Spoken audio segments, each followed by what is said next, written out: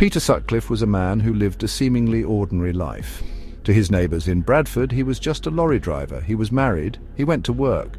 But behind this mask of normality was a monster. He became known as the Yorkshire Ripper, a name that still sends a shiver down the spine of anyone who remembers that time. The name itself was a reference to Jack the Ripper, the infamous Victorian serial killer. The press gave him this name because his attacks were so brutal and they seemed to target women. It was a name that captured the absolute terror he spread across the north of England, turning everyday life into a nightmare for so many. The story of the Yorkshire Ripper isn't just about one man's horrific crimes. It's about a time when fear was a constant companion for women. It's about a police investigation that was riddled with mistakes. It's about how society viewed the victims and how those views needed to change. Peter Sutcliffe was born in 1946. He wasn't a criminal mastermind from a film. He was a man from a working-class background who developed a deep-seated hatred for women, particularly sex workers. This hatred would eventually explode into a 5-year campaign of violence that left a deep and permanent scar on the nation's memory. The name Yorkshire Ripper became shorthand for pure evil.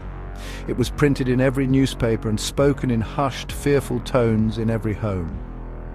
The media's focus on this name created a kind of grim celebrity around the killer, but it also highlighted the sheer panic that had gripped the region. Women were warned not to go out alone at night. The simple act of walking home from a pub or a friend's house became a life-threatening risk. This wasn't just a news story happening somewhere else.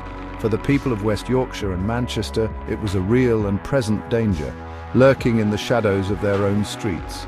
Sutcliffe's double life was chillingly effective. He was able to carry out these horrific acts and then return home to his wife, Sonia.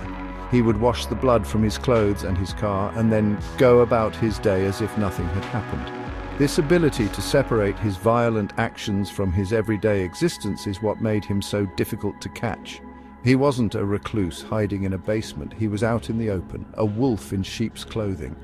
This ordinary-looking man was responsible for creating an extraordinary level of fear, a fear that would define an entire generation in the north of England.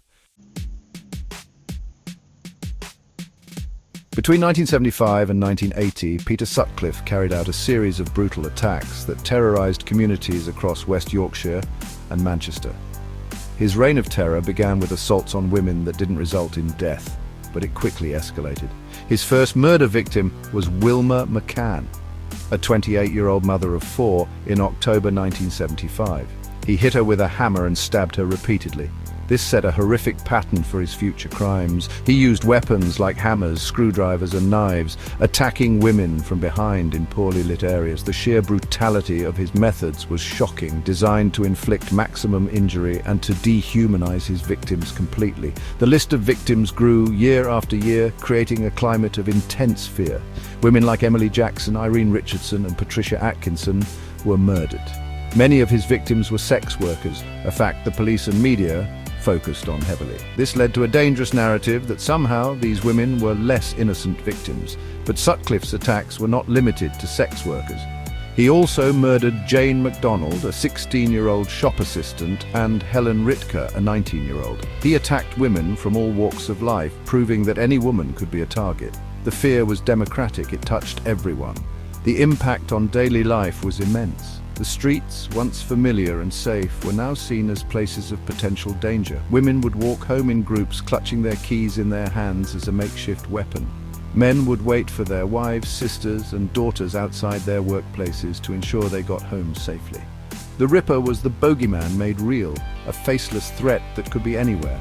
This wasn't just a fear of being robbed or mugged, it was a fear of being hunted and subjected to unimaginable violence. The psychological toll on the entire community was enormous and lasted for years. Sutcliffe also left survivors, women who managed to escape his grasp, but were left with horrific physical and emotional scars. Marcella Claxton was attacked in 1976. She was pregnant at the time and survived, but she tragically lost her baby. Maureen Long was another survivor. These women's stories were often overlooked at the time, but they were crucial. They provided police with descriptions of their attacker, descriptions that were tragically ignored or mishandled for years. Their survival was a testament to their strength but their experiences highlighted the random, vicious nature of Sutcliffe's assaults. The police investigation to find the Yorkshire Ripper was one of the biggest in British history, but it was also one of the most criticised. The police force was overwhelmed. They were dealing with a type of crime they had never seen on this scale before. Their record-keeping systems were archaic. Index cards were filed by hand, making it impossible to cross-reference the mountain of information they were receiving. This led to critical clues being missed. In fact, Peter Sutcliffe was interviewed by the police 9 times during the investigation. Each time he was let go, he simply slipped through the cracks of a broken system. A major turning point and a major mistake was the infamous Wearside Jack hoax. A man sent letters and a tape recording to the police claiming to be the Ripper. He had a strong accent from the Wearside area of Sunderland. The police became convinced this man was the real killer. They focused their investigation on finding someone with that specific accent, and as a result, they discounted Peter Sutcliffe as a suspect because he had a Yorkshire accent. This hoaxer, John Humble, diverted police resources for years and tragically allowed Sutcliffe to continue his killing spree, murdering 3 more women after the tape was made public. The arrest of Peter Sutcliffe in January 1981 was not the result of brilliant detective work. It was a stroke of luck. 2 police officers on routine patrol in Sheffield saw Sutcliffe in his car with a woman, 24-year-old Olivia Ray, a sex worker. The car had false number plates. The officers took him in for questioning about the plates. It was only after they brought him to the station that they realized who they might have on their hands. One of the officers went back to the scene of the arrest and found a hammer and a knife that Sutcliffe had quickly discarded. The game was finally up. During his confession, Sutcliffe was calm and chillingly matter-of-fact. He told police he was on a mission from God to kill prostitutes. He spoke for hours, detailing his crimes with an unnerving clarity. He claimed he had heard voices telling him what to do, a defense his lawyers would later try to use in court. His confession finally brought an end to the 5 years of terror. For the police, it was a moment of relief, but it also marked the beginning of a period of intense scrutiny. The public wanted to know how this man had evaded capture for so long, despite being right under their noses. Peter Sutcliffe's trial in 1981 was a national event. He pleaded not guilty to murder but guilty to manslaughter on the grounds of diminished responsibility, claiming he was mentally ill. The prosecution, however, argued that he was sane and fully responsible for his actions. The jury agreed. They found him guilty of 13 counts of murder and 7 counts of attempted murder. Sutcliffe was sentenced to 20 concurrent sentences of life imprisonment. The judge recommended he serve a minimum of 30 years, but this was later changed to a whole life order, meaning he would never be released. He died in prison in November 2020. The case had a profound and lasting impact on British society and policing. The investigation was a wake-up call for police forces across the country. The sheer volume of mistakes led to major reforms. Police forces began to computerize their records, allowing for better data management and cross-referencing. New procedures for handling major investigations were developed, ensuring that information could be shared and analyzed more effectively. The failure to catch Sutcliffe sooner was a hard lesson, but it forced the police to modernize and adopt methods that are now standard practice in crime fighting. Beyond policing, the Yorkshire Ripper case sparked a crucial public conversation about attitudes toward women.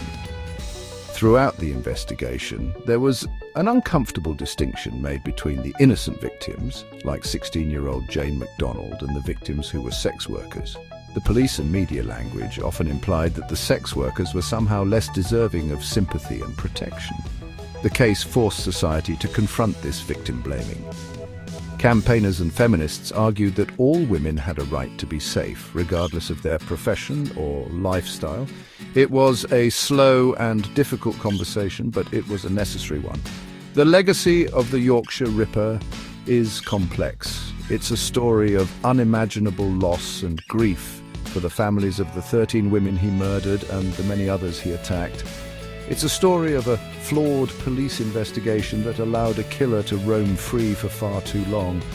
But it's also a story of change. It led to vital police reforms that have undoubtedly saved lives since. It also started important discussions about misogyny, victim blaming, and the way we talk about violence against women. The dark shadow of Peter Sutcliffe's crimes still lingers, but the lessons learned from that terrible time have helped to shape a safer and hopefully more compassionate society.